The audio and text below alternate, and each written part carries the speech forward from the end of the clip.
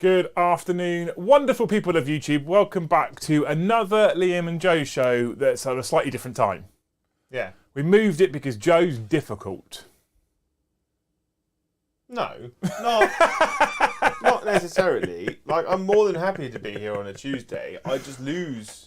It's just more inconvenient for me to be here earlier. So we explained this a little bit last night on stream about why we've moved the Liam and Joe show. It used to be Tuesdays, it's now Thursdays. Basically, it fits Joe's personal life a lot better, and it makes more sense, and it gives him more time with a paintbrush in hand as well, adding stuff for the channel, right? So that's why the Liam and Joe show from now on will be Thursdays. It also means that it's slightly better for us, for articles coming out to give us something to talk about that's more relevant, more recently.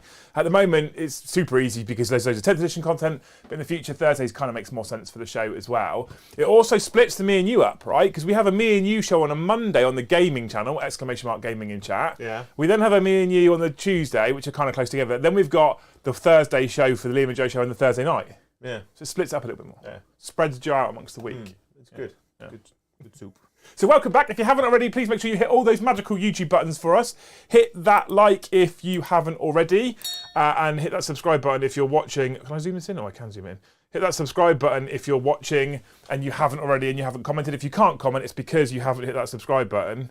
But thank you so much, everybody, for joining us, you beautiful people. Today, we're going to be talking about the 10th edition transport rules. Yes, I fixed the laptop. Yes.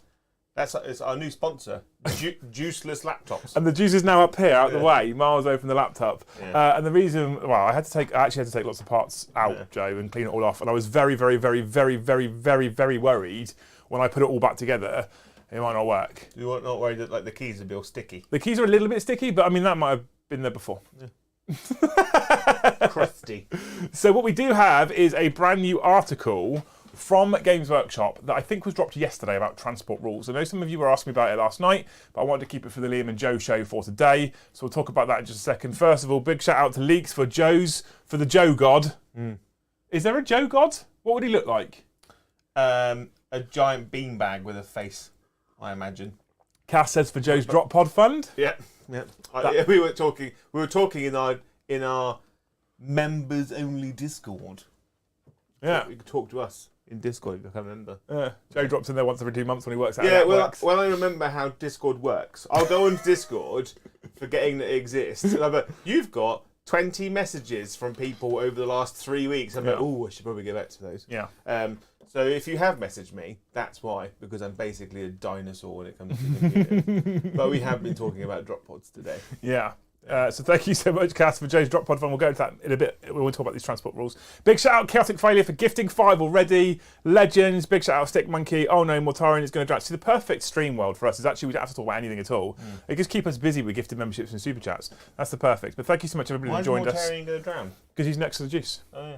I was like, if you get gifted a membership, Discord, come and join us in the Great Hall. Use your membership, check it out, have a test. If you love it, which we're sure you will, think about next month not being a gifted member, but instead making it the choice to become a member all by yourself. Yeah. It's super helpful. It really helps us out. We're rocketing up in the membership numbers. I say rocketing. It's not really rocketing. We are growing, though, and it's super helpful. We talked a lot on Tuesday about the next steps, studios, etc., where we want to be in the future. An extra koi carp to the pond. Yes. An extra acre to the lands. Yes. An extra slave. You don't have to pay for them, but we are going to talk about the new transport rules from GW. Paul Harrison, thank you. Land Raiders with assault ramps for the win. Well, we'll get to that, right? So transports are the fast and flexible way to travel the new edition in style. Now, we use the stream setup from the game at the gaming room, from the gaming studio, so I can't just screen share like I normally would, but we have put some things in place to show off to you guys some of what they're talking about. Have you put the little picture on the thing? What, no? No, you put letters. Now that you know how much tougher our vehicles will be in the new edition of Warhammer 40,000, you can start planning which units you're going to stuff into them. In the past, only certain units were allowed to bundle out of a transport on the same turn it had moved, presumably due to strict health and safety regulation at this point in history. But with the galaxy tumbling into turmoil, these concerns have fallen by the wayside. Now, any embarked unit is free to hop out once the transport has moved. Yeah, because that was really like a good. special rule for impulsors and certain guard regiments. Yeah, basically. Yeah. This makes more sense right? Provided the vehicle didn't advance or fall back. They can also shoot, but they can't make a charge unless they disembark before the vehicle moves. Makes sense. So if you want to disembark before the vehicle moves, you can then move and shoot and charge. But if you disembark afterwards, I assume you can't move, but you can shoot, but you can't charge. Doesn't say that you can't move, but I would assume you can just get out, like, around. we'll see. The body. This is a major improvement for mechanised armies that love to leap from their vehicles and blaze away at close range, like the Tau, Aston Ritarum, Aldari, and power armour-clad warriors of all varieties. You still can't embark and disembark on the same turn, but you don't need to keep your engine running for a turn before the doors open, which, coupled with their newfound durability, makes fielded transports more appealing than ever. I mean, it does. It just makes more sense, right? And I 100% prefer the fact that you don't necessarily have to go, oh, I need to get them out first, then I can move my tank. It just... It used to really annoy me. It means, like, Rhino Rush is going to be a thing again. You know? Just means... I mean, rhinos haven't really gone away. If we're honest, we still typically see, like, Chaos players specifically, we still see lots of rhinos in existence. Sisters see rhinos and stuff like that. But it potentially gives other transport varieties we don't see a lot more play as well. Yeah. It does, depending on how they do the rules. Historically, wave steppers have always been very, very good. If they continue to be very, very good and gain this, it makes them very, very good. It's also narrative as well. Yes, it is. If you think about it, like, my favourite version of Tau is lots of devilfish with breaches in. Yeah. Because that's what Tau are. They're a strike force that goes in, disembarks, does damage. Same for, like, mechanised guard. Yeah. It's cool. In the past, certain open-top vehicles allowed the troops inside to fire out, and this has now been consolidated into a universal firing deck X rule. Are you ready for this, chat? Whoop! Look at that, Joe. Wow. I know, fancy, living right? in the future. Living in the future. Just choose one weapon from a given number of embarked models, such as a plasma gun and a melter gun from some Cadian shock troops riding in a Chimera with firing deck 2, and the transport will count as if it is equipped with them for their own shooting attacks. This is important because of another rule that they've shown us in a bit. So basically, if you're shooting with a Space Marine outside of a Rhino, you use the Rhino's statistics. Like, it's the one shooting. I imagine this is basically to clear up the whole issue they've had in the past, like 8th edition, 9th edition, with having to clarify separate rules for like, things like raiders, and people with pistols. And this is my spanner. Yeah. I'm going to throw it in now, right?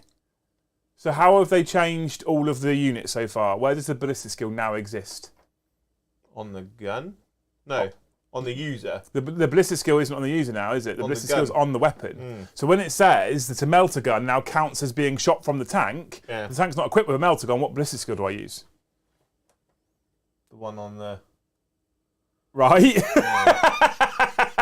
So that's the only bone of contention I have right now, because it specifically states the transport will count as if it is equipped with them for their own shooting attacks. So the weapon has the ballistic, So I'm hoping what it means is, if you have a Cadian who's ballistic skill 4 with a plasma gun, you literally just take that whole plasma gun stat line and you use that. But it means that if the unit itself is benefiting from a buff, the vehicle, it won't transfer to the vehicle. But if the vehicle is getting a buff, then the gun will get the buff. Yes. Yeah. Okay, so the firing deck rule, right? Some transport models have firing deck X listed in their abilities. Each time such a model selects to shoot, in the shooting phase you can select up to X models embarked within it. Each of those embarked models you can select one ranged weapon that embarked model is equipped with. Until that transport model has resolved all of its attacks, it counts as being equipped with all of the weapons you selected in this way, in addition to its other weapons, right? Previously, embarked troops couldn't benefit from buffs, but now because of the transport itself making the attack their weapons gain any boosts the vehicle does. For instance... Are you ready? An Orc mech can use its mechanic ability to act as a powerful force multiplier for the battle wagons. Get this, Joe. Monstrous firing deck 22. 22 models can shoot out of a battle wagon. Tiny. Which is important when you combine it with this, right? Mechanic. At the end of your movement phase, you can select an Orc vehicle within 3, and you can regain D3 lost wounds, so it works like a tech marine.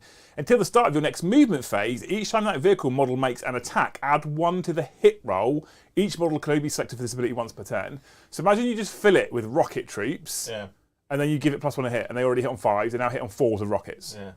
You know what else is really good? Terrifying. Isn't it?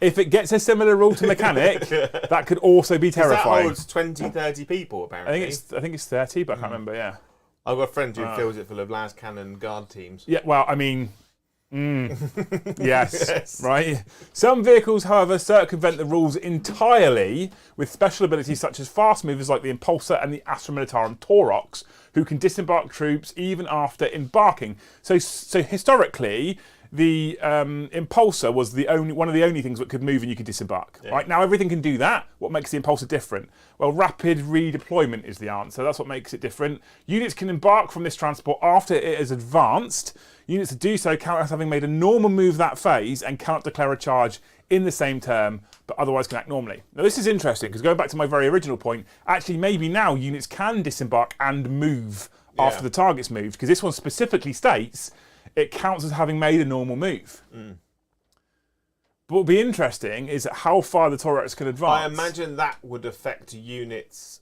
with heavy weapons, potentially. Well, so the thing is, right, the reason why I ask is, okay, I'm going to give you a very poor example, okay? Normal transport vehicle, right? Yeah.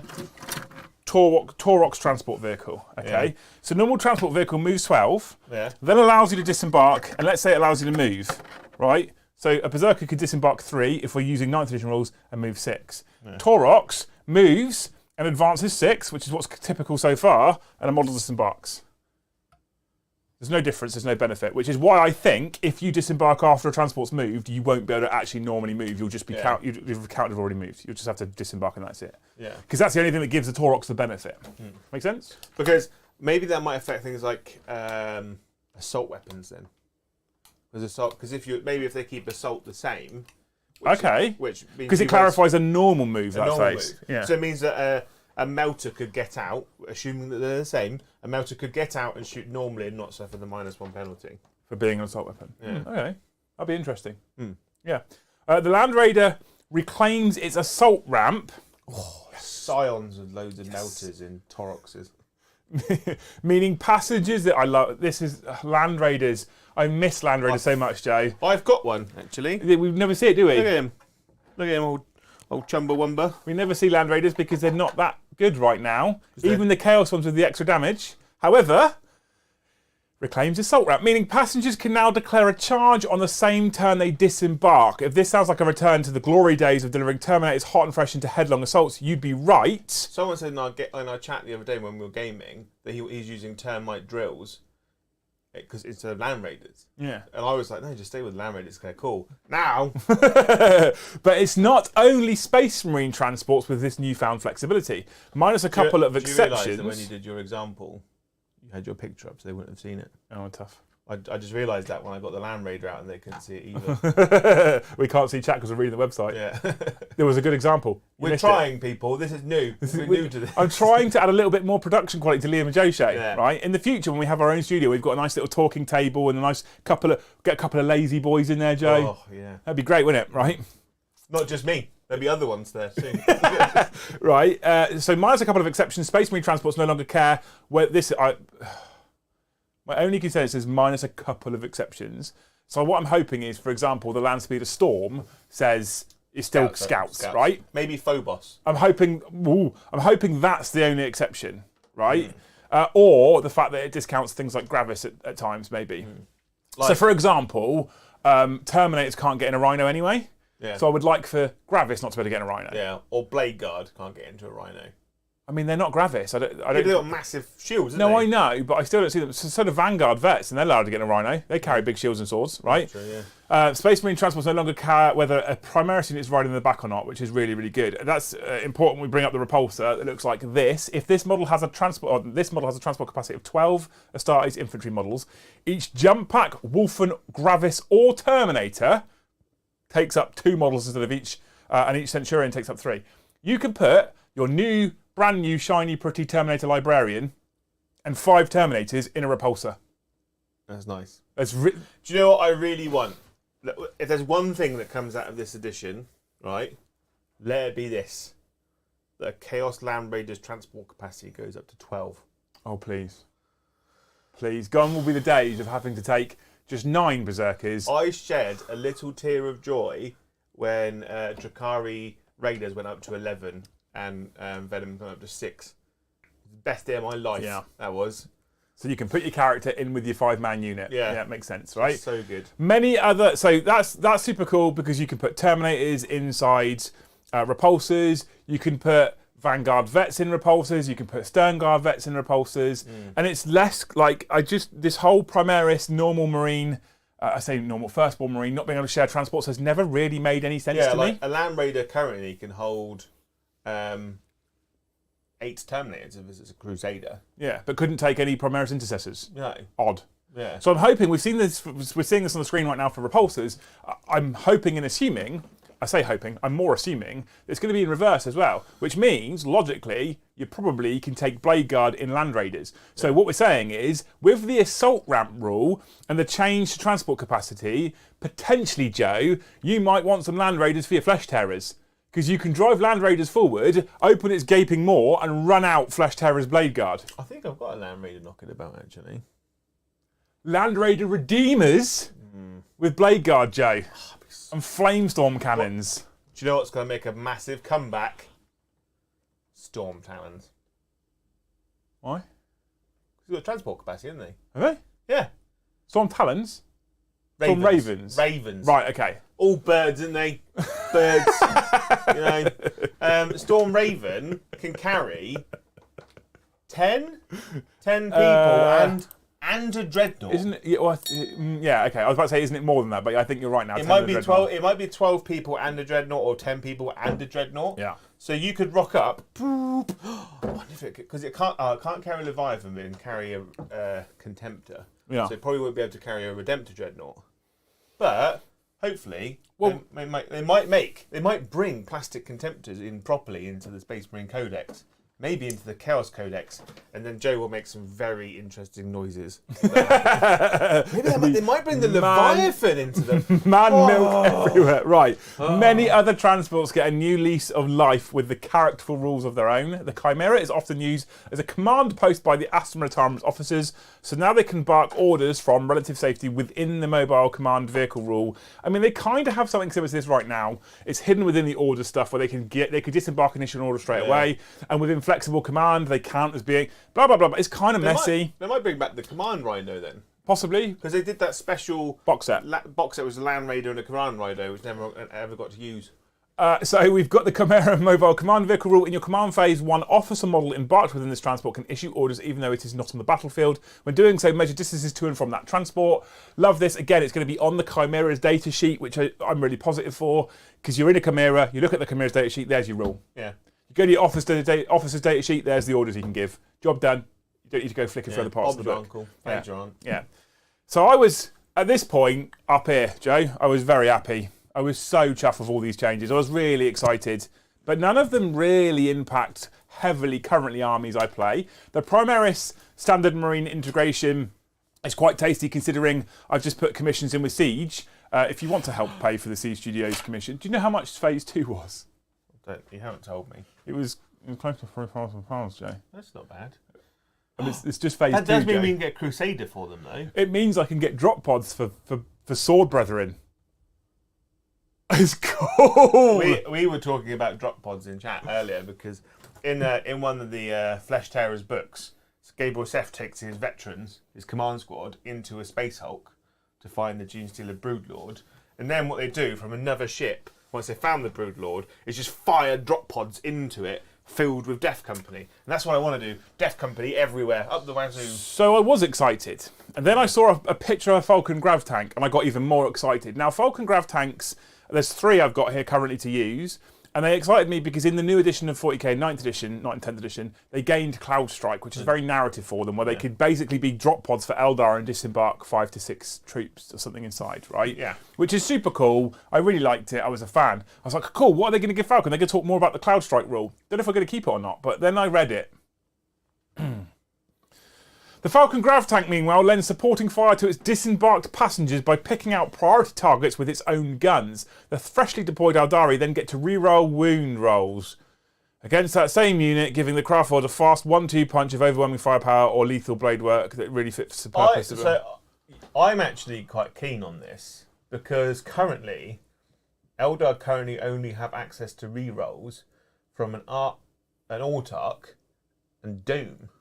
Doom Guide Autark. Yeah. But So this is I think this is really good for them because generally their low level shooting is actually quite So weak. I'm trying to remain really positive. I'm trying to. But Games Workshop, when they announced 10th edition, they started talking about simplified, not simple, reducing number of books. One of the other big things they sold us was, we have realised that there is an exceptional amount of rerolls that slow the game down, grind it down, and we're going to reduce the amount of rerolls. Yeah. And so far, almost every single day that they've dropped rules, they've shown us something that give you rerolls. Right? But that's character aura based, isn't it? I mean, it has been. So I think maybe +1 to wound. Would you be happy with that? +1 to wound is something. Is 10th edition to come out and you're just going to house rule it, and then no one will watch? No. I'm not going to house. I will play 10th edition as it is. So I don't like rerolls, right? I hate rerolls. I use Guide and Doom on my Eldar because I also am conscious that we're going out to an audience of 22,000 people, and they want to see us play the armies as well as we can. And they don't want to see us pulling punches apart from when we're playing Brom, and they want to see us trying hard and and showing them the cool combos. They want to see us showing off the Kazakin combos. They want to see those things. Yeah. So I'm never gonna house. I feel like if you run a channel and you start house ruling, I mean, we do kind of house rule. So we say that we're going to use the new formation in the Arcs of Omen detachment for all of our games, including Tempest. Yeah. That's not changing the rules as such. It's just using a different detachment. But actually changing how the army works on the tabletop directly with its actual rules, I think is a step too far, and kind of it sort of strips away some of the integrity of the channel's games and what they're showing off. And people kind of go, well, I'm not actually watching 40k at this point because you've changed rules, you've changed too much. So I won't be house ruling. I have Falcons, we'll use it. What I said to Joe before we went on stream is where I'm trying to keep my head at to try and stop me from losing my mind about the amount of rerolls that they're showing off at the moment is, I'm hoping they're showing us the unique, interesting, rare rules. Yeah. Rather than showing us, this is something that's everywhere all the time. Yeah, because in 7th edition, the only time you ever got to reroll was if you had preferred enemy or hatred. Or twin linked. In your shooting phase, after this model has shot, select one enemy unit hit by one or more of these attacks. The other thing I do like about this one at least is there's a lot of qualifying factors. So you have to shoot at something with the Falcon and hit it first, okay? Until the end of that turn, each time a friendly model that disembarked from this transport makes an attack that targets that enemy unit, you can reroll the wound roll. Yeah. Remembering that up until currently, Falcons have a transport capacity of 6. So I'm not going to be in a position where I can disembark 10 fire dragons, shoot a Falcon's shuriken catapult at an Imperial Knight, hit it, and then reroll all wounds with my fusion guns. So I'm not going to do that because I can only take a transport capacity of 6. Yeah. So that kind of rinds it back a little bit at least to start with. I have to have disembarked from that transport. I have to want to take on the same target that the transport's shot at. Yeah. So this one, on the reroll spectrum, this one might not be that bad. Yeah. I don't know. I'm not sure. I don't like rerolls. Even though it's Eldar, I'm not that excited about it because it's rerolls. Every transport now has its own place within its roster, be it as fire support, fast redeployment, or even a speedy getaway vehicle. They're only a small part of enormous changes coming in the new edition of Warhammer 40k. Check out more. The Rhino, Razorback, and Impulsor are still specialised for certain squad types, and many larger models like Terminators and Gravis Armoured Space Marines still have their own restrictions. So that's the exclamation point from most Space Marines. So the Razorback will still have a small transport capacity because it's got all the guns on it. Rhino, Razorback, Impulsor. Yeah. So I feel like Rhino, Razorback will still be Firstborn only. Impulsor will still be Primaris. I reckon they'll be Firstborn and Intercessor. So non-Gravis, non-Blade Guard. I don't know. Maybe. I think we might see Firstborn. Imagine there's an Impulsor here. I can't remember to get Brom's one. Primaris, and then both. I think they're steering away from Primaris keyword in the book altogether. A Space Marine is a Space Marine unless it's in Gravis armor. And here's the other one that's interesting. Right? There was a double exclamation point thing next to Repulsor, right? Where is it? Tidy. Double asterisk is the word I'm looking for. A speedy getaway vehicle, which they hadn't explained. It says the Repulsor lets endangered Space Marines dive inside when an enemy charge draws near. So, like Heresy reactions, almost. Kinda.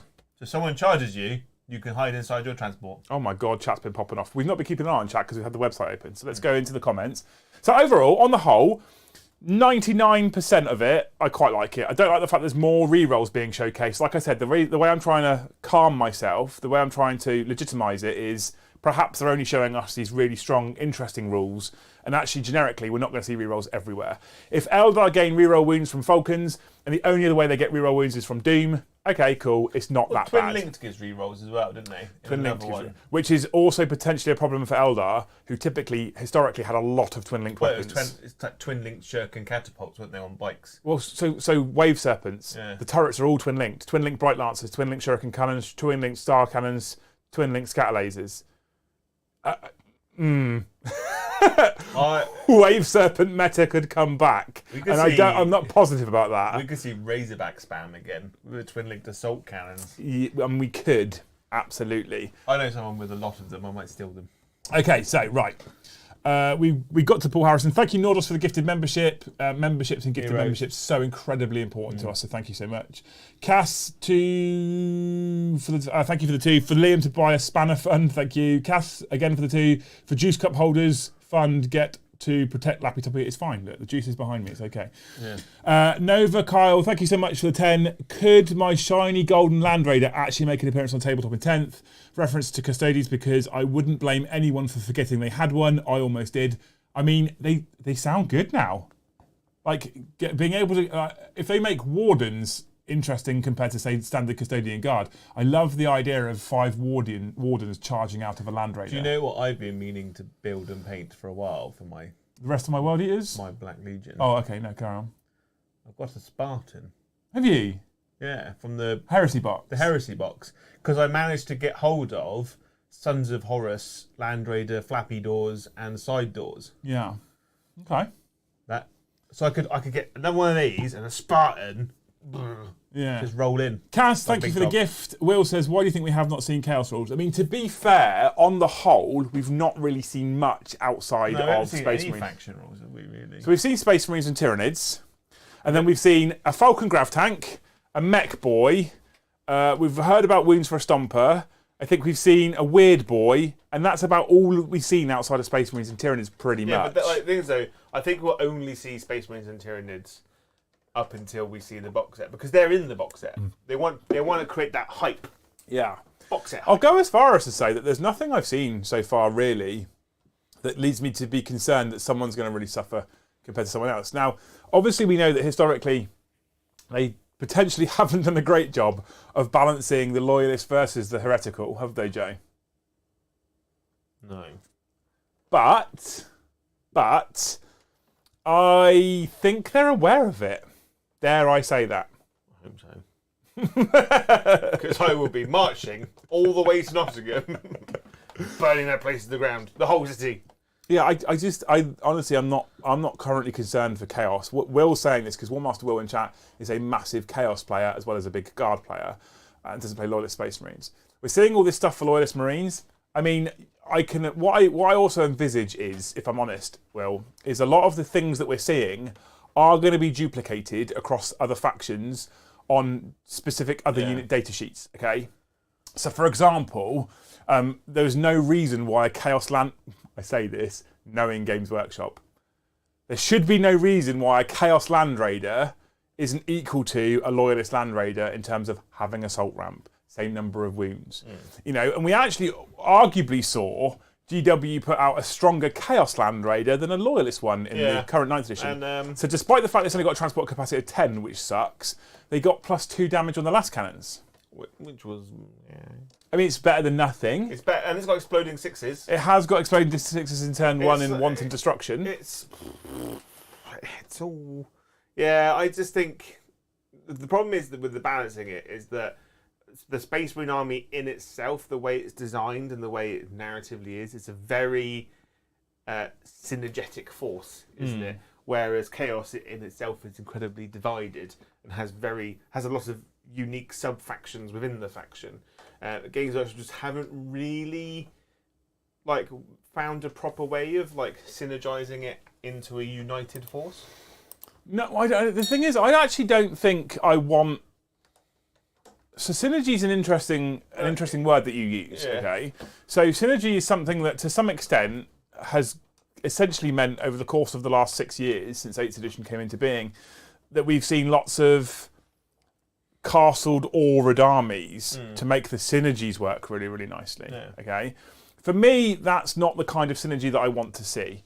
So I don't want my synergy to be, well, actually, if I stand a lieutenant and a captain next to this unit, this unit, this unit, I can reroll all my hit and wound rolls of 1. I don't want that kind of synergy. I want the synergy to be that if my tank shoots at range and then my fast choice comes in and hits them and flanks, and then my melee choice, that's a synergy, like like an actual fighting force. Well, guard is a good way of describing it, because they have the order system. It doesn't rely heavily on rerolls in itself. No. Unless you've got Lord Polar Mabarius. Yes.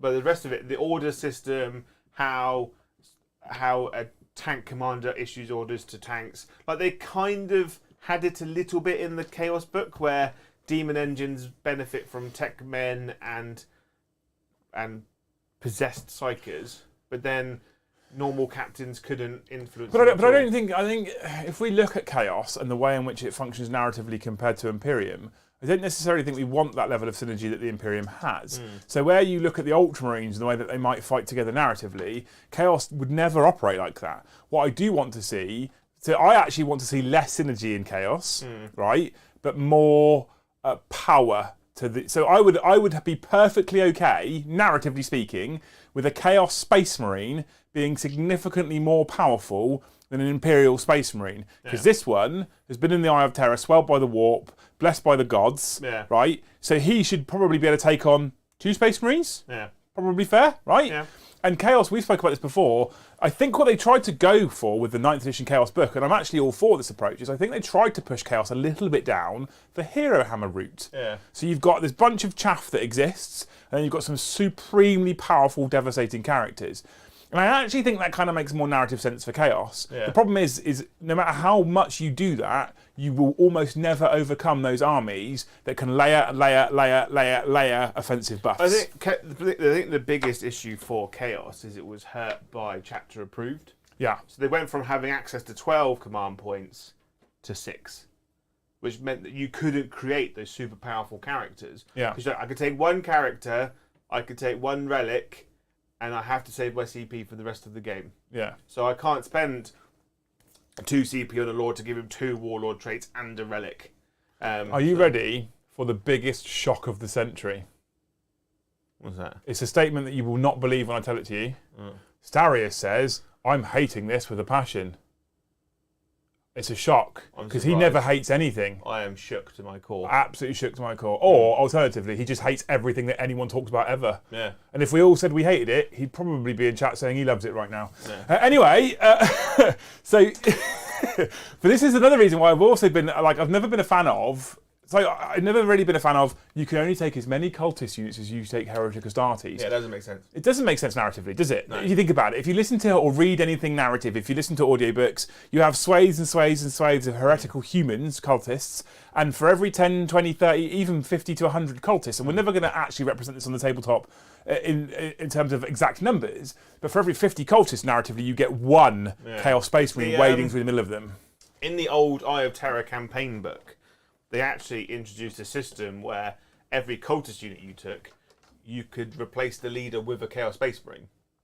So you'd have 20, 30 cultists with one Space Marine stood in the middle, leading them, like pushing them along, which makes more sense. I kind of want... So I would actually love... Here's what I would like to see, Joe. This is never going to happen. I'd like to see cultist units that can go up to 20, who can take a unit leader, like a sergeant or champion, who is in fact a Space Marine. Yeah.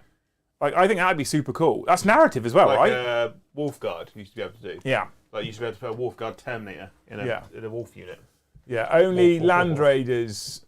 In many ways, the Chaos Vehicles and Dreadnoughts and so on are really the Imperial Relic versions. They kind of are, yeah, absolutely. But then, like when you read any Black Library book about Chaos, all of their stuff is stolen from Space Marine. Yeah. So like if you like the Night Lords books are a great example. On their Night Lord ship, which is basically empty at this point. Yeah. It's a Heresy era ship that's got 60 Chaos Space Marines on it. Yeah. But in the hold, they've got like 11 Dreadnoughts. They've got one Ultramarines one Blood Angels one, a couple Imperial Fist ones that the War Priests are all kind of working on. So when they put them on the field, they've got a bunch of Dreadnoughts. Yeah. But they're still new Dreadnoughts in comparison. So Smiley Maniacs is something interesting. I think some of what we've seen has a real risk of creating a anti-vehicle meta where you might have to bring tanks to kill tanks due to lower strength infantry weapons. Now, I'm okay with that to a caveat, okay? So I have to add this caveat that when I say I'm okay with it, I don't want you to go, you fix it's great. I don't think it's great necessarily. My gut instinct is telling me currently that we're leaning towards Games Workshop saying you can run a SKU list, but if you run into a heavy tank armoured vehicle list, for example, you're going to suffer, which is okay. So your best kind of options, potentially, is to do a take all corners list, if you're playing competitively. Narratively, do what you want, right? That's all fine. But what I also want to see then is if you take an all tank list, you also have a paper to your rock, right? Because my only concern at the moment, and I think this is what Smiley Maniac is getting at, and please tell me if I'm wrong and clarify. But my only concern at the moment is it going to be a negative to taking an all-tank list? Because they're showing us that the objective control is supremely high on tanks in general. Repulse is like objective control 5 or whatever, right? They're showing us they're incredibly durable. They've got loads of extra rules, right? Yeah. They're going to have good firepower. So where's the downside to taking tanks? I can only assume it might be in things like points costs, maybe, potentially. But I want there to be a penalty to just running vehicles and tanks. Or if you run an infantry heavy guard list with a couple of Lehman Russes and a couple of Chimeras, which seems all take all corners, and I go, cool, here's 5 Land Raiders. You go, oh, I'm fucked. Yeah. So there needs to be a balance there. But right? I think the things are like melter guns, like wound vehicles on 4s or something.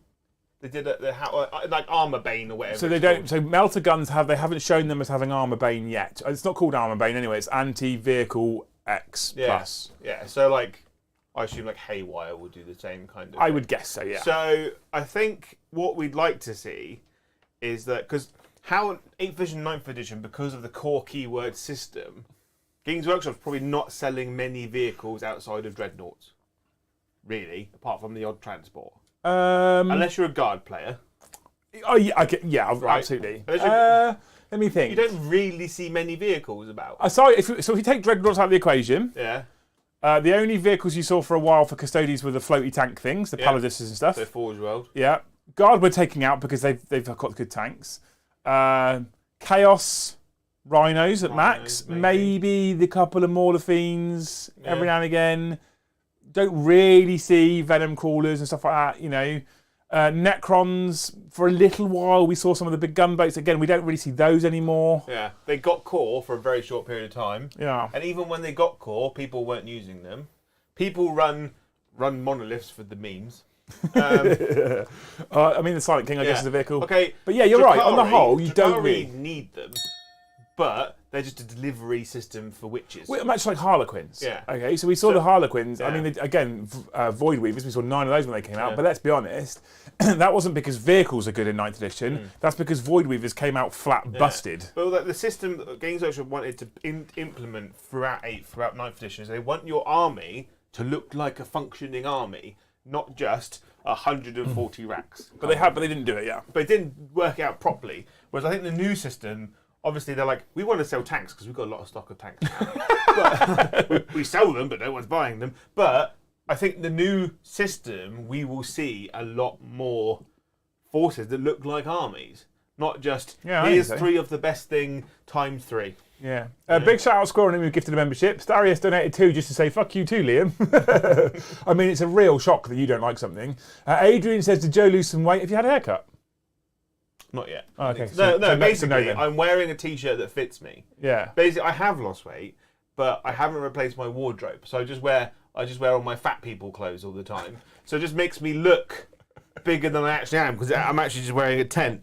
I need to do it, but at the same time, there's not money in it replacing your wardrobe. It's not worth it as well. I spend a lot of time at home, so in pyjamas, painting and playing on the Xbox. So I will eventually replace my clothes to look like a normal human being. I mean, But I'll be in Manchester next week. I just go to Primark. I need to start going to the gym again, and I'm just putting it off at the moment. I'm just putting it off. Right, okay. And then Stephen says, my take on 10th is that it's tank hammer 40k. I'm not sure. Look, we've only had a small snippet of rules. We haven't seen what each faction is. Like, for instance, it's not going to be tank hammer for NIDs. They don't have any tanks. Yeah. Drakari will still be a very infantry-based force. I mean, that I think requires transports to get around. I think we can assume that monsters will not be too dissimilar to tanks for things like NIDs. Smiler Mania did come back to me just quickly because I might miss it otherwise. A positive, just in case you clarified, a positive side of what I said is that it might also be how GW deals with knights being a competitive check on lists. It'll be fine. I'll be fine either way. Okay, so cool. So I don't think he's being negative about it specifically. I get the concerns at the moment. Right, what we have to realise is, okay, so here's a slight aside but relevant, okay? Yeah. What's going on right now is Games Workshop, almost daily, are going to their community page and their little man behind his desk who's in charge of marketing is writing articles or getting his team to write articles on the new rules for 10th edition. Now, do we think Mr. Marketing at Games Workshop is going to go, here's all the negative things about vehicles, here's all the things that will make your vehicles die really fast, and here's all the downsides to 10th edition? Because if you touch a vehicle, it can't move or shoot. The uproar. Yeah, so what the marketing man is doing is going, here's all the really cool, really strong rules with none of the negatives because we want everybody out there to be very excited about 10th edition. They did say in the community that after they announce the box set, they'll do a faction focus every week until the set arrives. Like they did that in 8th edition as well. Yeah. So what you might see is that they'll, after Fest, you might have an entire week of Space Marines, and then obviously there'll be an entire week of NIDs, and there'll be an entire week of Guard, an entire week of Elder, and then that's when you'll start to see how your faction will look. Yeah, I mean, you know what, I'm just not that worried, and I'm not going to get that worked up. I did get worked up about seeing so many rerolls. That's only because they specifically stated they were reducing the number of rerolls, and they've shown loads of rerolls. Again, the other thing we have to remember is there's how many factions? There's like 18, 19 factions, right? Some of them, Space Marines, have 99 plus data sheets, right? And we're seeing this many rules, okay? From a rule set that has this many rules, we're seeing this little slither here. Yeah. So until we can see the bigger picture, until all of us, myself included, get my hands on the rule book, get my hands on the cards, get my hands on all the codex stuff or the soon-to-be codex stuff, until we have all that, it's really hard to say whether this is going to be a good or bad addition. I've constantly said, actually, that I'm wildly positive about 10th and I'm feeling really good about it. But I have to add the caveat that Mr. Promotional Man, Mr. Marketing, is showing me all the stuff that he thinks I'm going to get excited about. And it's fucking working. I'll give him credit where credit's due. It is working. But that's his job. Yeah. Like, his job's to make us excited about it. So there is a little bit of reserved judgment here until we get our hands on the book. I need to play, like, as all of us, 352 people in chat, and me and Jay. All 354 of us. If all of those went over to our channel and subbed, we'd be there. If all of those gifted a member, we'd break a record. Just saying. I'd love to break the record again now before Eddie turns up tonight. I had a blissful moment where I forgot that was happening. but once all 354 of us have got our hands on the rules and played our first game of 40k with the new rules, I think we're all then a lot more qualified to talk about whether it is or isn't going to be good and fun. Furthermore, I actually think it takes more than just one game for each of us to make that judgment call. Yeah. Like, we typically are going to have to play at least 5 to 10 games to go, okay, this is good fun, or don't really like this. And dare I say this, right? I don't want to upset anyone. It'll be easier for the people at home to decide whether they like it or not than it will be for us. What? How's that? How so? Because we have to play all the armies. So there might be people at home that only own one army, and they can play lots of games with that one army, and go, yeah, I really enjoy this. Whereas we got to play 2 games a week, which would be like Guard, Space Marines, Tyranids, Necrons. We won't include Eddie. Admech.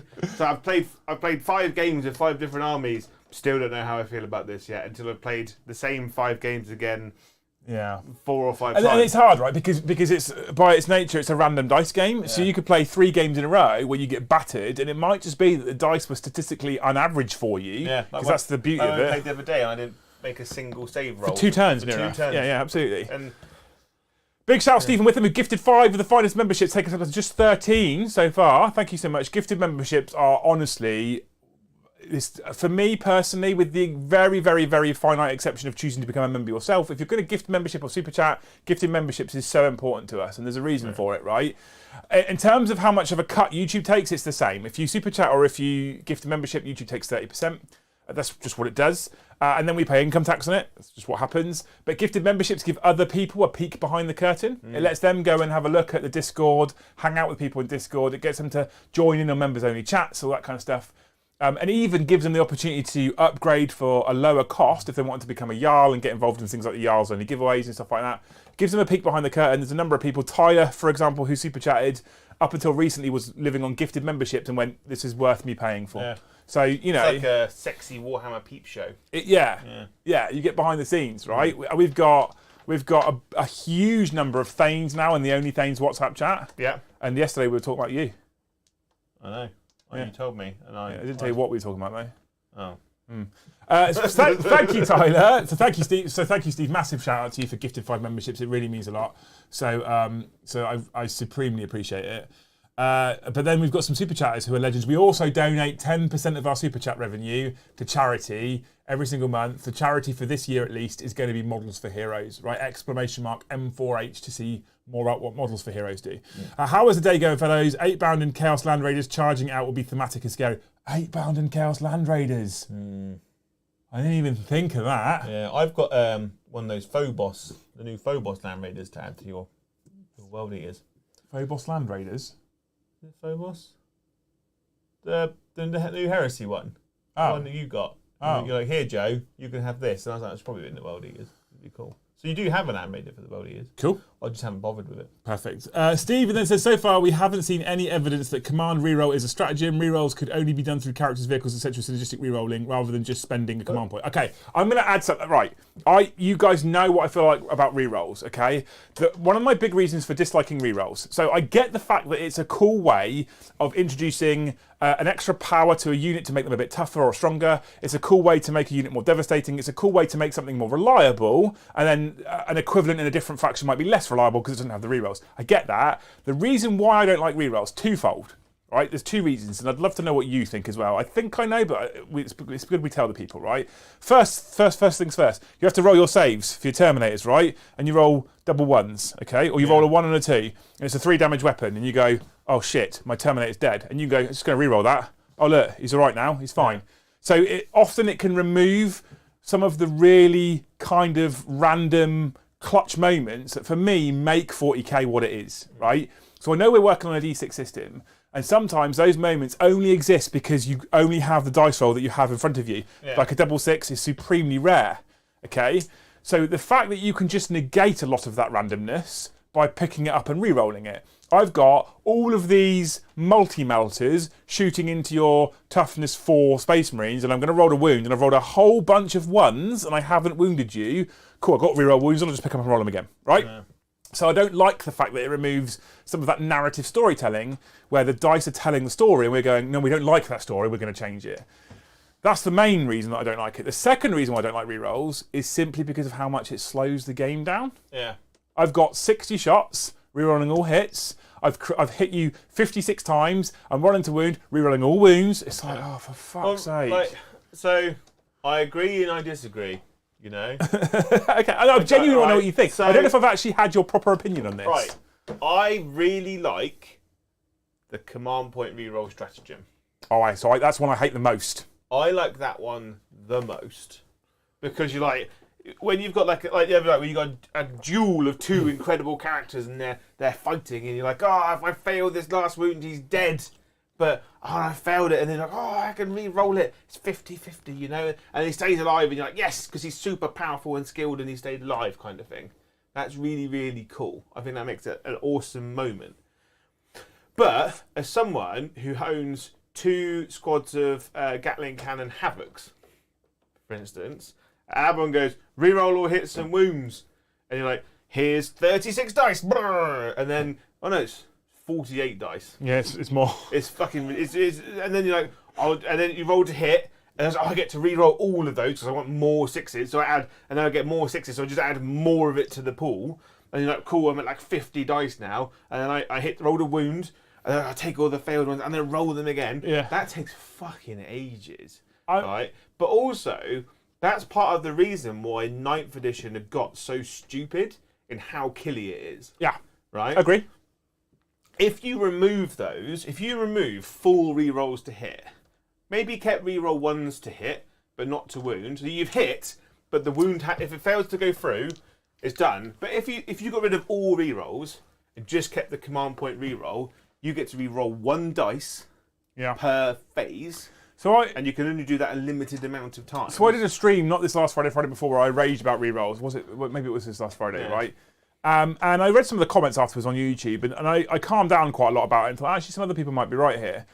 So there's twin linked, right, is a thing now where they reroll wounds. Now, narratively, I still don't like it. But if a twin link last cannon goes from 2 shots to 1 shot, and you can reroll the wound, it's not that bad. Well, the problem is that twin linked before, a twin link last cannon was 1 shot, and you re-rolled to hit. Yeah. Right? And then, in the new edition, they're like, all twin link weapons, you just double the number of shots. But we're still going to give you ways to re-roll. But you still give you ways to re-roll. And then they were like, here's Gilliman, you re-roll all hits. Yeah. I've got 12 Razorbacks firing 12 shots each, re-rolling everything.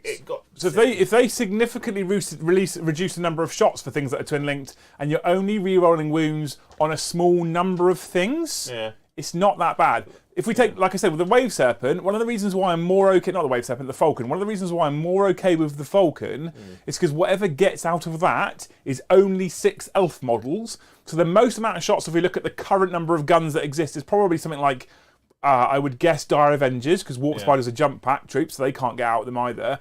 So you're getting 15, 18, 21 rerolls for a strength 4 gun. I still don't like that many rerolls, but it's not the worst. Well, it's something like, so Storm Bolters over Combi Bolters. So before, Space Marine Storm Bolters used to fire 2 shots all the time, and then that became 4 shots. Whereas the Chaos Space Marine Turner had Combi Bolters, so it's 2 bolt guns stuck together. So you've got to fire 1 shot, but you've got to re-roll the hit. But when you got into rapid fire range, you've got 2 shots, you've got to re-roll the hit. So now I'm going to also counter your epic moment CP re-roll savings throw 50-50 thing, right? So I get what you're saying. From the player who's controlling the character, who's failed his last save and then gets to re-roll it, keeps him alive, and that's an epic moment, okay? So that's from your perspective, okay? I'm now your opponent. Right? Let's just... I've seen these moments happen, so I know they can exist, but they are rare. I'm your opponent, right? The model that you've just rolled to save for is a Black Legion Terminator Captain. Okay? And I'm fighting him, at the moment, with an Imperial Guard Commissar with a chainsword, right? With no AP. Okay? So that save that you failed, you've rolled a 1. And my Commissar, my toughness 3 human with a chainsword, my cane, has come in and slapped your Terminator Captain. You've passed every single save with 1 wound remaining, but that 1. That's now my epic moment. Oh my god, my Commissar's killed the... Like, this is so rare. And then you go CP reroll, he's alive. So you've now got an epic moment. Yes, he's still alive, but you've taken my epic moment. Right? Do you see how that's weird... But then, like, that's how the command point system and the reroll system is really good, because you only have a limited number of command point rerolls. So if you send that Commissar into a person who's got 1 command point left, you're like, oh, this is a risk. It might pay off, but it's a risk because I know they've got a reroll. Whereas if you go, I'm charging my Commissar into a Terminator Lord who's got 1 wound left, and I know my opponent's got no rerolls. Yeah, of course. Then that creates that, but that's part of the strategy within the game, kind of thing. I feel like, though, there is also the secondary, more epic moment that could happen where you pick up that dice for a CP, reroll it, and roll a 1 again. That happens. But I cannot tell you how many times in 8th and 9th edition I've been like, oh my god, I can't believe that just happened. And then someone goes, just CP reroll. And I'm like, also, I think that's also down to the people playing it as well. No, yeah. Because some people will be like, I could re-roll this, but I know I need that CP for next turn. Yeah. Right? So I'm going to let it happen. And then you and your opponent are like, that's really awesome, that's really cool. But then you'd be like, he's done this awesome thing, but I really need him to also be alive, so I'm going to re-roll it. But you do have people who have the emotional range of a brick, and they'll be like, William Hop says 40k is just the feel bads we share with our friends along the way. That's a great comment. Adrian, thank you so much for the donor, you legend. Bunk bed fun for Joe when 10th edition launches. I said to them last night that when 10th edition comes, I might just move you into the house for a week and we just do fucking 5 streams every single day. I might have to warn my partner that will happen. Well, I think me and her might have a conversation tomorrow. Well, I've also spoke to Titans, and what we could do is we could just both fly out to California and do a whole week of dual streaming with Titans as well. I mean, that'd be nice. That'd be incredible. I need a new passport. I mean, you might want to get that sorted soon. I'll work on that. Because Titans are like, with 10th edition coming, maybe there's another opportunity for some collaboration stuff. I was like, any excuse to go to California sounds good to me. But then I was like, but then I have my baggage. Because I look like a bag of custard. So Gordon says, I have avoided reading too much of the new 10th edition releases until it's all out. I would prefer to read it in its entirety. You know what? I actually don't necessarily think that's a bad move, if I'm honest with you. And I can't do that because of what we do. We're a channel that talks about rules, we talk about releases, we talk about the latest news in 40k. And if I was like, we're doing nothing about 10th edition until it comes out, I feel like I'm just not capitalising on what is probably at the moment a potentially big audience. I can agree with you. I can understand. 100% I can understand. Because you won't understand because you're not human. But I really fucking love films so much. And if there's a film coming out that I'm excited for, I might watch the first trailer like that because there's always like a hype launch trailer, and you're like, oh my god! And then I'll be like, I watch no more trailers because I don't want any second of this film that's coming out to be spoiled. I will ignore everything that is said on the internet about it. But I can apply the same logic to 40k as well. Like, obviously it's different for us because sometimes you get a little peek behind the curtain, but. With 10th edition, I like the little drips coming from Games Workshop because I'm excited for the next edition because like you, I'm a bit tired of 9th edition, but not in the same way because I still love 40k. But I still love 40k. Yeah. So I'm really excited to have the little drips of it to come through.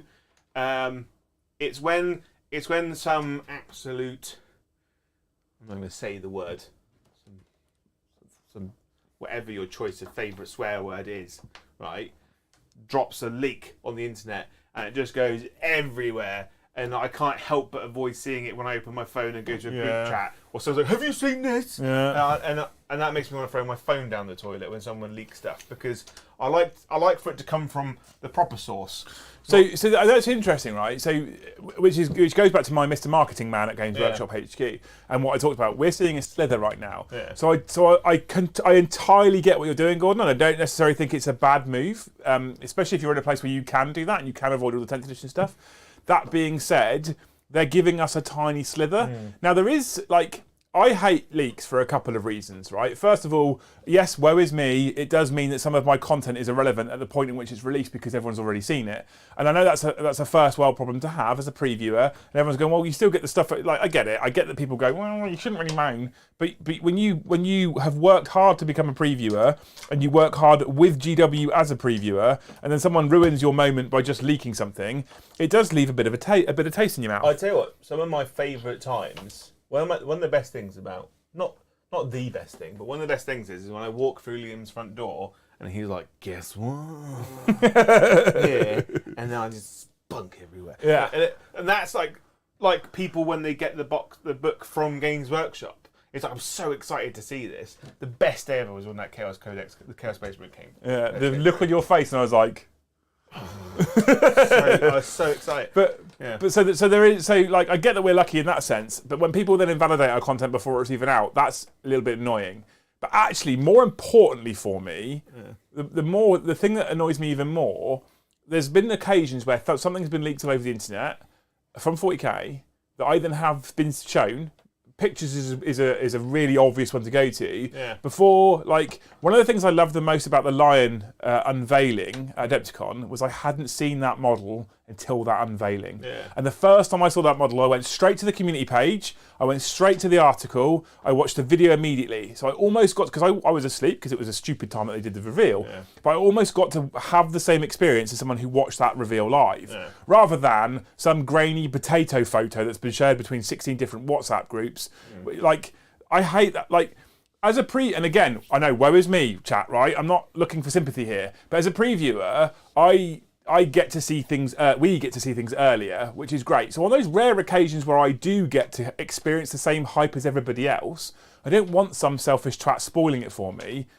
And I don't know what people do. Like, what do they get out of it? They can't be paid for it. I will never forgive my friends group, my group chat for putting up the Chaos Space Marine leaks from the 40k preview 5 minutes before it went. The Games Workshop did. We were literally sat in our conservatory with Adrian and Bridger.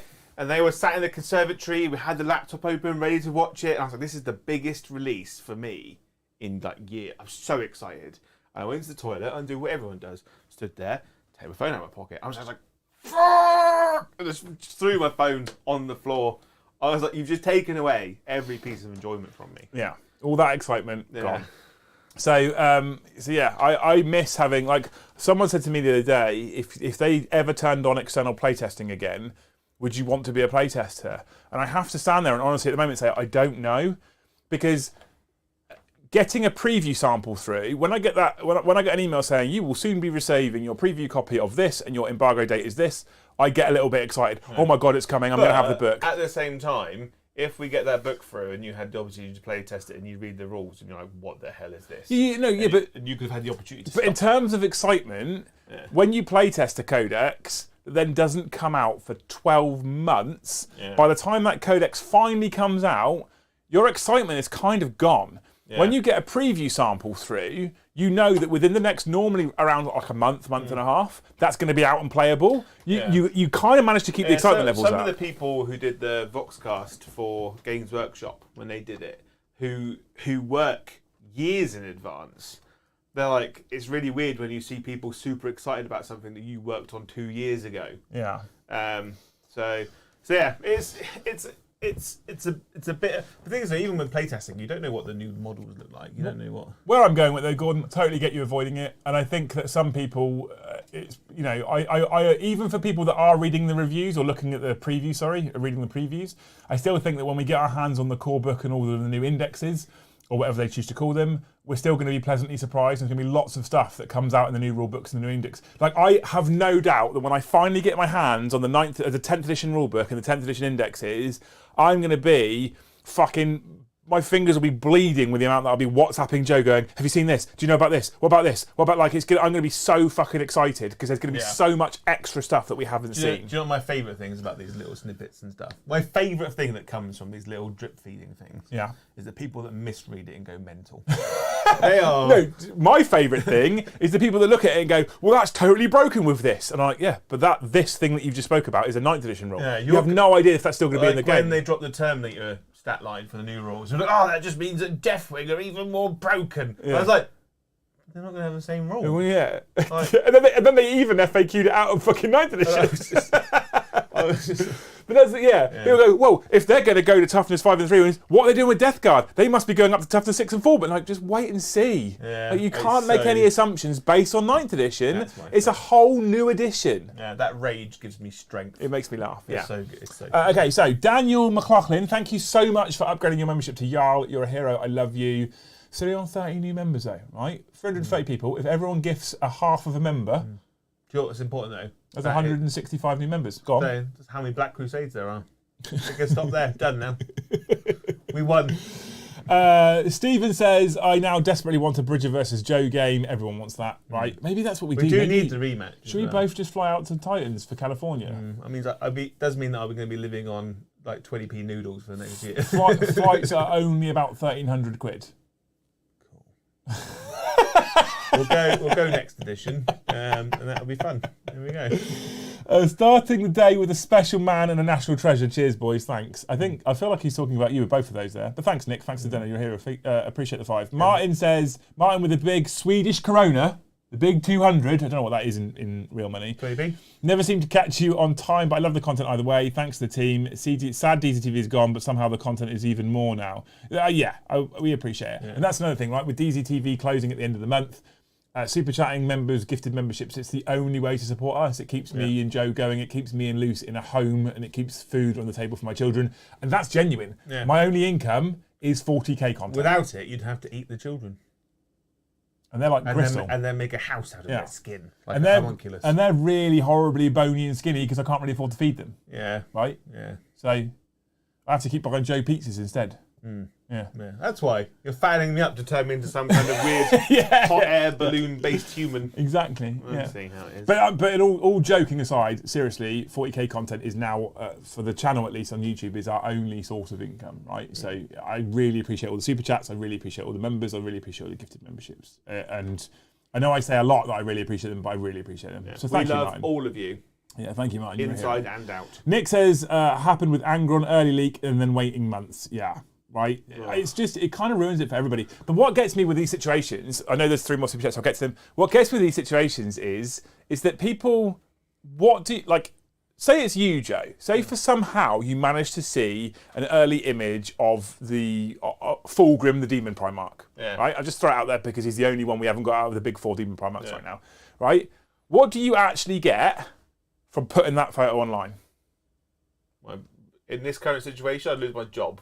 Okay, so let's assume this isn't your job, right? Right. So if I put it online, do you get any self-gratification? And if you are the kind of person who gets self-gratification by ruining someone else's experience, what does that say about you? You do notice though, when people put leaks online, they never go on as themselves, do they? Of course they don't. They always stay anonymous, which defies the point of putting the leak up in the first place. Because if you're putting the information out there to get that self-gratification, surely you want people to know who you are. Unless you work for Games Workshop and you know you're going to lose your job. So I feel like it's a person who's basically got his fist in the air and he's saying, fuck the man. Yeah. But I'm like, that says a lot more about you. Yeah. Like, thing is though, are you really effing the man? Are you really doing Games Workshop? Because they're still going to make the money. They're still going to sell those toys. They're still going to crash their website when it comes out. Anyway, but yeah, thanks Nick for the dono. Tyler, thank you. I think the tarot card preview was so good for hype rather than a leak. With tarot card speculation got built up. That was good. Yeah, I really like the tarot card thing because what was the tarot card thing? On their website they'd have like the weekly tarot card, like the Star Child, the Lost Child, like the Hunter. I don't think I looked at that. So it was like they were based on kind of tarot, or the people that from Jamaica use. They have the, bobsleds. Yeah, it's not, yeah. What's his name? The one from Live and Let Die. They had the Voodoo Man, the Voodoo cards. The Voodoo Hoodoo, anywhere that we do people. I don't know. Basically, they were cards that predict the future, right? So oh my god! So they turn one over, and then one was like a picture of a hunter. That was an incredible journey in your brain. What's that? What song was that? That was Voodoo People by The Prodigy. This is why I work with people every day, literally every day. So basically there'd be a picture of a hunter, and on the hunter's shield it kind of looked like a little bit like a shield drone. It's like, that must be Farsight, Chat's just saying it's called tarot cards, Joe. It's tarot cards. Oh, brilliant. Welcome to how my brain gets from A to B. Yes. How it starts going from A to B and gets lost on the way. Yeah, and then I forget the name of something, so I have to do a slight detour to find that section of my brain that stores that piece of information. And then sometimes I go back on itself because I can't remember the name of something else. So I have to. So I'm back past A to go back past an A, and then eventually get there. Or sometimes I never even reach B. I love you. You're brilliant. Right. So yeah, thank you Tyler for the 5. Thank you Drew for the 10, and Aaron Drew for the 10. Hey guys, just woke up post night shift. I have just had a Spartan arrive, so I can fill it with Deathwing Terminators. Have either of you got any new projects you want to do for 10th? There's a project I really want to do, but I don't think I'm ever actually going to do it. I really want to do Sisters of Battle as a project. I did prompt the idea that we all started a new army for 10th, and then I realised that I'd have to paint all of them. Yeah. So I really want to do Sisters as a new project, but what I'm kind of doing is collecting new projects. What I'm doing is a new project, but it's kind of an existing project because I want to build my own Eldar. So we bought Channel Eldar for the interim. That also might be a super secret project army at the same time that you can come and use. And I'm using in the meantime once I build my own private Eldar collection because I just love Eldar. And I actually now want to go back to painting Simhan again. I know it sounds silly because I sold them, but that army was battered anyway. I really wanted, as a new army project, to do Drakari, but at the same time, it's also pointless because we have them. I still kind of really want to do Genestealer cult, but in our purple, greeny, black kind of scheme. Yeah. Because I think that'd be really, really cool. Because we've got the Genestealers, we just need all the other stuff. Yeah. So Eldar is my new project for 10th. Back to Simhan stuff because I'm hoping, and I have everything crossed, that it gives me a way of running some kind of Windrider host that has a penalty that says you can't take Wraith constructs and you can't take this and you can't take that. But what you can do is take Windriders as battle line and they gain objective control 2 or whatever. I don't know, something like that, right? But thanks for the donate, man. You're a hero. Gordon says basically just hoping it's really trimmed down and simplified. Has been getting my 9-year-old into it, and currently it's way too bloated and complicated. It's currently, I mean, they've said that, right? Simplified, not simple, or simple, not whichever way around it was. Simplified, not simple. Yeah. Keep it simple, stupid. So Luce has wanted to kind of give it a go for a while, but been a dry year. but coming into the hobby now, even as an adult, can be terrifying. Granted, I don't necessarily help the situation because we know it very, very well. And then I think sometimes when we're teaching new people, we approach it with an assumed knowledge that probably doesn't exist. But also, like when I used to work for GW, when you train people, the people you train are normally children. Yeah. So you learn to talk to them like children. Yeah. So sometimes when I try and teach an adult, I talk to them like they're a child. Sometimes I get a little bit angry that they're like, you're really condescending. I'm like, no, I'm just teaching you like a child. But my 10-year-old took an interest in the hobby, and I showed him 40k, and we showed him AOS, and he went down the AOS route. And actually, him learning his own rules of AOS, I very quickly realised he had no chance with 40k. It was never going to happen. So, I mean, fingers crossed, Gordon, we get exactly what you've asked for. So Scott, thank you so much for your first ever dono. What a legend from Canada. Long time, first time. Love you guys, and thanks for giving me something to watch whilst I get through my morning at work. Thank you for prioritising us over your work. Yeah. That's what we actually think is the most important, is you do less work and more us. Yeah. Yeah. Yeah, do us. Do us. Grammar. Thank you for the 5 ear elephant. Whinger, noun, British, English, informal, disapproving, a person who complains a lot in an annoying way. See also Liam Dempsey reference Rerolls. Yes. Yeah. I mean, I'm okay with that description. But like I said, what I'm trying to do now, after the stream that I really moaned about before, Rerolls, what I'm trying to do now is I'm trying to apply the fingers crossed, they're showing us the unique stuff rather than the common stuff.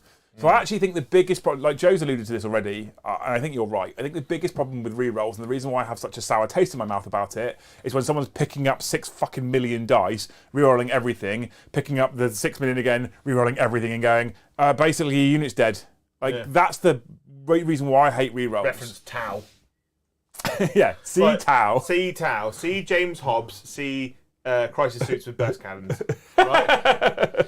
Here's when the fact that a crisis suit team puts out 109 shots, right, with re-rolling hits and wounds. Is that what it is? Something like that, yeah. Because they've got 3 burst cannons each, 4 shots each, 4, 8, 12, 6 of them.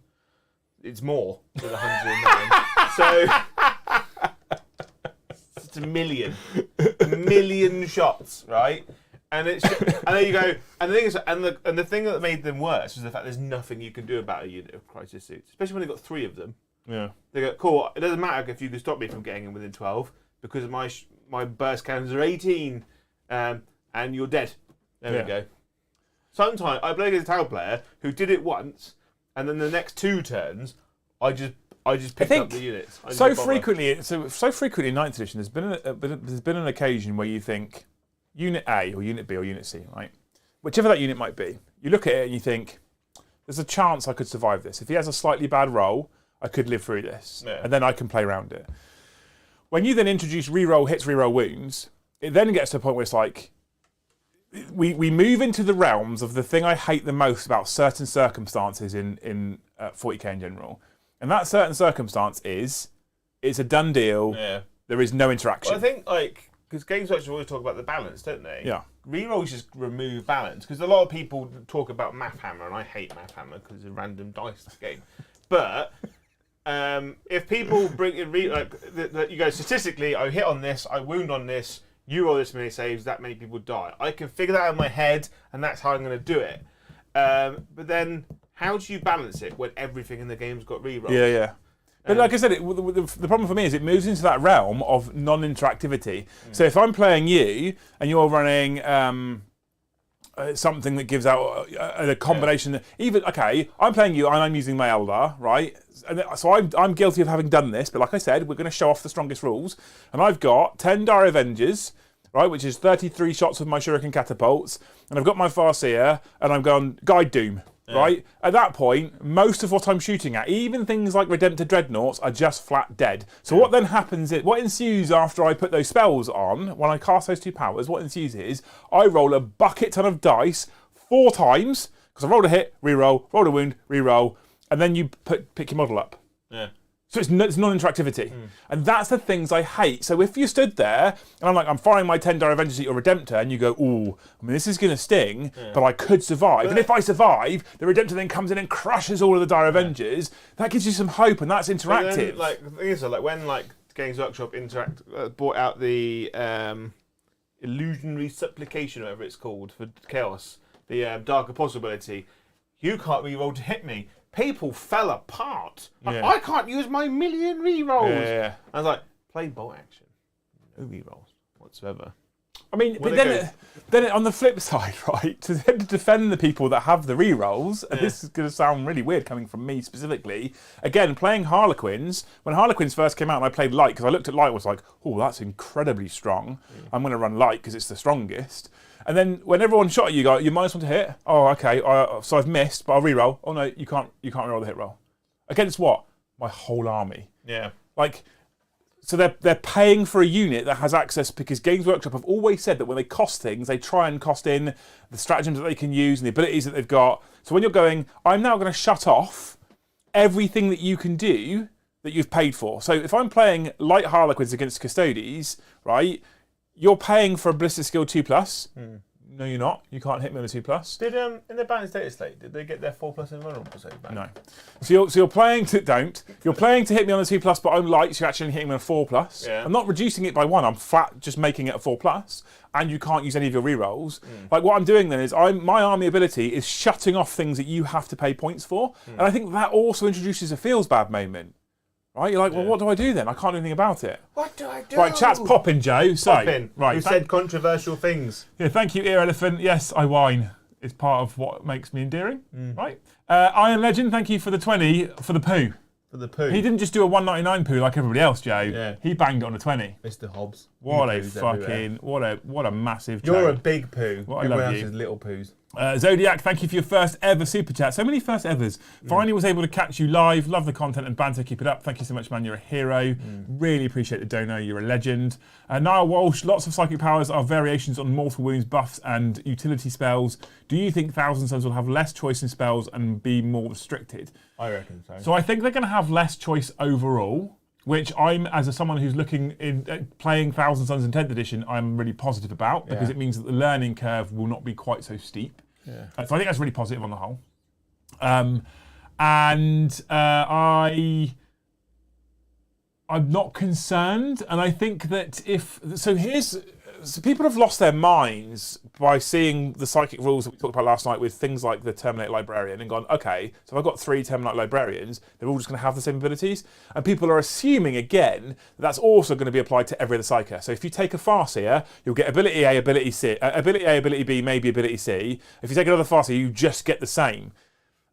I'm not sure if that is going to be the case. I would, if you're worried, I'd look at AOS.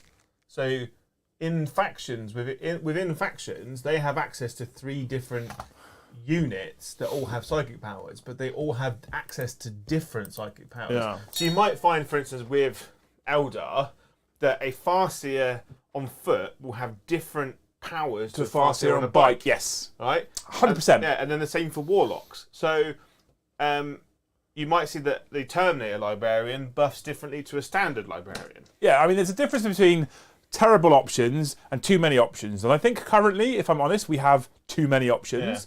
I don't want them to go down to terrible numbers of options. I want to find that sweet spot in between. And if they do what you've just said, I think maybe we could be in that sweet spot. Yeah. I'm not concerned about it. I think that they are going to be a little bit more restricted, but I think as someone who's looking at playing Thousand Suns, I'm actually quite happy about that. But also, they said that because the Terminator Librarian can only go in Terminator squads. Yeah. I think it said. So you mean that? So he buffs Terminators differently to how a Librarian not in Terminator armor would buff a different unit, because they probably want different effects. Niall, thank you for the 5. Lots of psychic powers. Oh, we already read that one. That's the same one.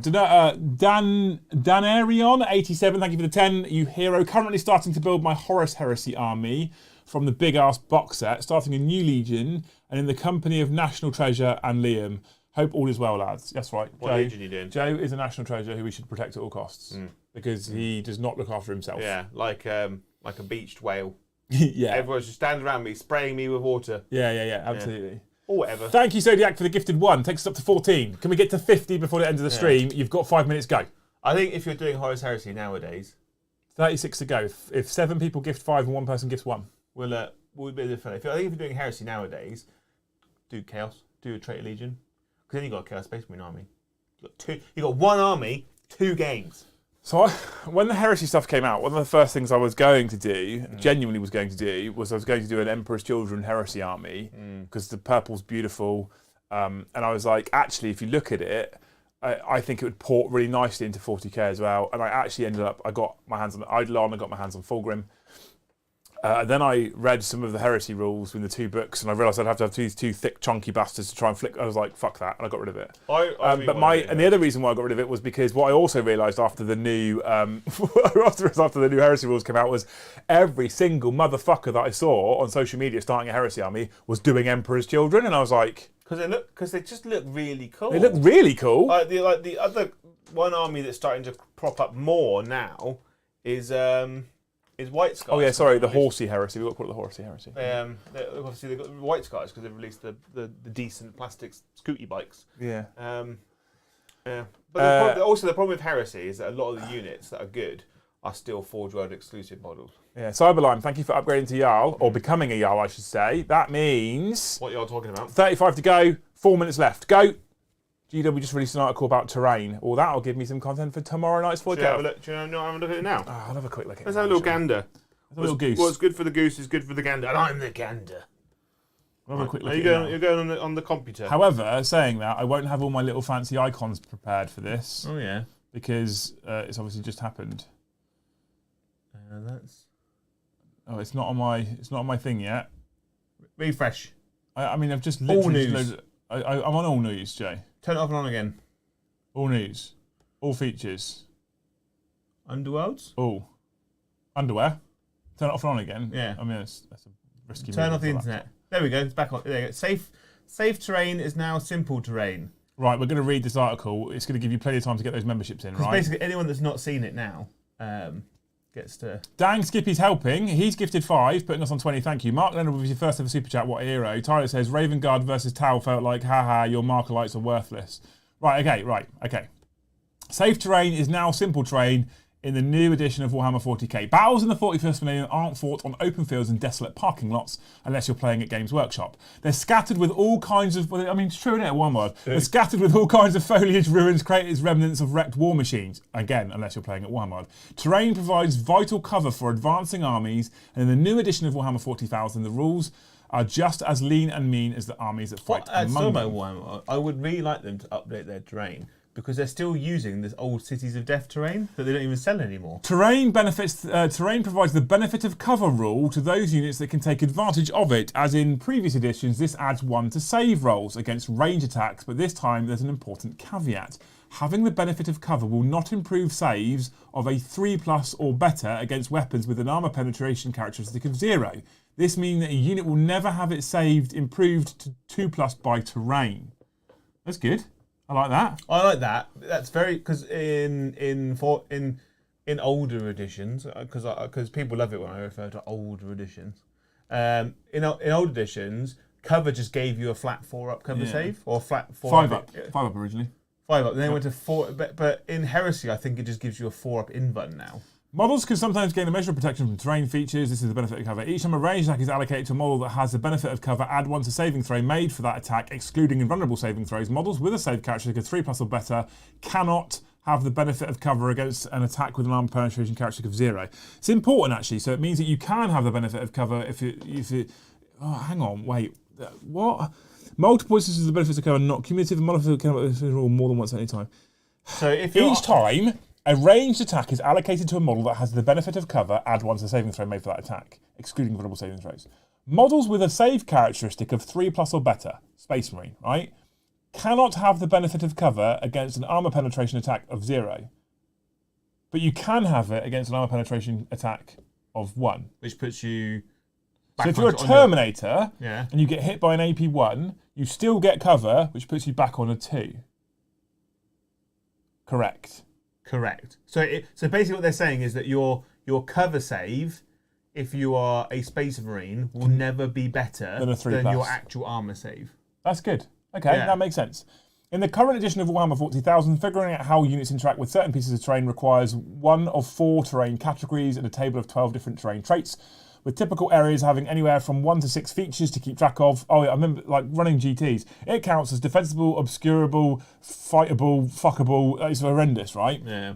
The new edition is very difficult to achieve. The new edition slims that down significantly, with rules entirely determined by the kind of terrain you are using. Now, deciding whether or not a unit has the benefit of cover is as simple as knowing which category the cover falls into. Craters, barricades, debris, hills, woods, or ruins. Right? Oh, I'm already... Craters. This category includes other small patches of terrain such as rubble. It's the most simple type and functions like area terrain of previous editions, granting cover to any infantry standing wholly inside them, even if models are fully visible to the attacker target. So if you're in a crater, you get +1 to save unless you're a Space Marine. Craters and rubble. Each time a ranged attack is allocated to an infantry model that is wholly on top of the terrain feature, it has the benefit of cover. Barricades. All sorts of terrains are classified as barricades, from Promethean pipelines to ramshackle defence lines, and any other model with 3 inches. Any model within 3 inches can claim cover so long as the object partially obscures them from at least one of the attackers, as the thickness of the barricade can often make it difficult to get within 1 inch of an enemy unit when charging from the opposite side. This terrain type also modifies engagement range to 2 inches, providing they're attacking a unit on the other side of the barricade. Okay, cool. Right. So barricades and pipelines is the terrain piece. It gives you engagement range and it gives you the benefit of cover if you're infantry and within 3 inches. Debris. This terrain includes any bits and pieces that the unit can't end their move on, such as barrels, statues, and piles of discarded mech workshop parts. These confer cover when they are partially blocked a model from the attacking unit, regardless of range or size. So as long as you are obscured by that piece of terrain, you get cover. Nice. Hills, another type of terrain, encompass solid buildings and units that can stand on like the Battlezone Fronteris landing pad or Munitorium armoured containers. So they all count as hills now, right? Interesting. Both models and other terrain features can sit on top of hills, provided they don't overhang the edge like debris. The hill confers a cover save to anything that partially obscures it. This often results in some dicey close-range firefights, as the edge of the hill itself gets in the way of units shooting up and down at each other. Also means if you stood on top of that piece of terrain and something's shooting you from across the table, you're not being obscured by that terrain, you don't get cover. Makes sense, you're stood up in the open. That makes sense, yeah. Yeah, perfect. Yeah, I like that. I like that, it's good. It's good. Woods, forests, a little more involved than the rest. Any model fully inside the wood or viewed through an area of woodland terrain is also, by a unit is also not inside it, is never considered to be fully visible and receives the benefit of cover. So visibility, models and units that are wholly within this terrain feature are never considered to be fully visible to an observing model. Similarly, if a model that is not wholly within this terrain feature must look through or over this terrain feature in order to draw a line of sight to another model, then that other model is never considered to be fully visible to that observing model. And so it will have the benefit of cover from this terrain feature. Okay, aircraft and towering models, which I assume will be things like Night Titans, are the exceptions to this, blah, blah, blah. Each time a range attack is allocated to that model, if that model is either wholly within this terrain feature or is not fully visible to every model in the attacking unit because of this terrain feature, it has cover. So it's like being dense. If you're shooting through it, dense used to confer a -1 to hit, just gives you cover saves. Yeah. Ruins. These wrecks and damaged structures completely block visibility of all models through their footprint, regardless of how much you can see through their fancy Gothic windows. Otherwise, models outside can shoot in and models inside can shoot out. Since particularly tall ruins can give attackers an advantageous position, they also come with the Plunging Fire rule, which improves the armor penetration characteristic of a ranged attack by 1 when the attacking model is more than 6 inches above ground level and shooting at a target on the ground, making it a great way to get around other units' cover. So Plunging Fire, if you're inside a ruin, 6 inches higher than something on the ground, and you shoot it, you gain additional AP. So you height benefit for shooting at things. I like that. Hang on. Narratively, it's cool. 6 inches means it's probably not going to come up too often. Benefit of cover. Each time a ranged attack is allocated to a model, if that model is either wholly within this terrain feature or is not fully visible to every model in the attacking unit because of this terrain feature, you get cover. Yeah, you won't get it if you're on top of that. You won't get it on standard route, so you have to be on the second floor. You have to be on the second floor. That makes sense though, because you're well above them, mate. It also says that if you're shooting at me and I'm blocked by this, it says you can't see me, but this then says that I have the benefit of cover against that attack. So basically what they've done is they've got rid of the minus movement, they've got rid of the minuses to hit, the pluses to hit. It's just, you just get +1 to your save. I like it.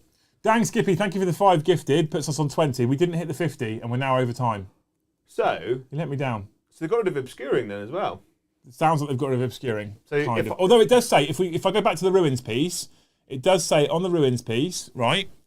Since particularly tall ruins can give attackers, no, not that one, sorry, these wrecked and damaged structures completely block visibility of all models through their footprint, regardless of how much you can see through their fancy Gothic windows. It then gives you 3 stars, unless they have the aircraft or towering keyword. That's obscuring still. So it's still obscuring, but it's for yeah.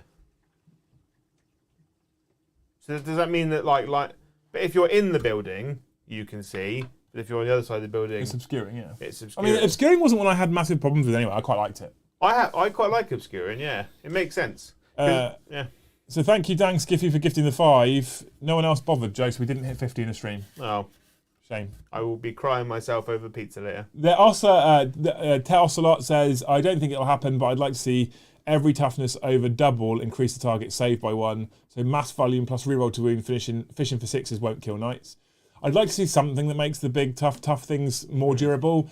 And they've alluded to a lot that they're making those tough things more durable. So I am not worried at the moment for knights, but again, we'll wait and see. But I think that you'll probably find from what they suggested that Imperial Knights are going to be a very tough nut to crack against low strength weaponry. If your opponent now just brings mass infantry with mass infantry based weapons, I feel like your knights are going to go lol. I think you'll see a lot less knights in a knight army. But be as powerful, if not more so. Yeah. Okay, that's fine then. So what I'd like to see with the current knight rules is that, because you can only take 2 armigers for every big knight. Yeah. Because they are the squires to their lord. Yeah. Because at the moment, when you go to an event, there's I've got 14 armigers. It's just a horrible game. But in the new rules, knights are bigger, tougher, harder to deal with. If you've got really low strength guns, and you've only got a couple anti-tank weapons, you're in a lot of trouble. But if your opponent's still got 3 big knights, 6 little knights, they're just going to smash you. Yeah. So I think if they've only got two big knights, 3 little knights, but they're putting out a lot of hurt. Which is kind of a narrative knight force as well, to a point, right? Yeah. Keo Dude sends a thank you with the 10. You're a hero. Then says another 5. Love you both. Look forward to see you at GHG. Cannot wait. Yeah. Also cannot wait, mate. I'm looking forward to ! GHG if you want a ticket. And then says on my iPad, so cannot give memberships. We'll send some later. You don't need to. You've just dropped 20, man. You're a legend. Thank you so much. It's fine. I'm just trying to hit minimum 50 memberships a stream nowadays. Yeah. Greedy. Because I'm greedy. Yeah. 100% that, yeah. Some people try. Yeah. Some people got to stay in that posh ketchup. Omnisphere Sphinx says, no, it's Morrison's own. Says, do you see the Astra Militarum Chimera losing the laser array and gaining open top or getting a new rule from model to shoot from the inside? So I reckon Astra Militarums will probably have an open topped version, so a firing deck version. They used to have firing deck. You could shoot 2 guns from the top and then... Yeah. And if there was a squad inside, they could use the laser. I think I'd like to see them gain the firing deck rule where the laser array, the las gun array, interacts with the open top rule. Because it doesn't make sense. Okay, I'll explain, right? Yeah. So a chimera, we've got some somewhere, right? Has the lasgun array in the back, right? Yeah. Which is a place for the embarked troops to shoot from. Yes. But at the moment, if that chimera is empty, can you still fire that lasgun array? Yes. So it doesn't make any sense, does it? Like, narratively speaking, right? So what I would like to see is this go firing deck 6, because there's 6 lasgun arrays, right? And then it gives you something that is like, however, when using this chimera's lasgun array, you get +1 to hit. Yeah. Something like that, right? That's what I would like to see. It'll probably, or like re-rolls. I don't want to be able to shoot a lasgun array and have firing deck 6. Shut up with your rerolls. I heard you. I just glazed over it, right? But I would like to see you have firing deck 6, and this is how it's going to interact with a lasgun array. That's what I want to see on this Fire Sphinx, right? Anyway, we're now nearly 10 minutes over time, and we have to start getting ready for Eddie. Yeah. Oh, I can't wait. Do you remember, you've watched Only Fools and Horses? Yes. Do you remember when Del Boy used to see Damien run in the building? Yeah. And the music started. Yeah.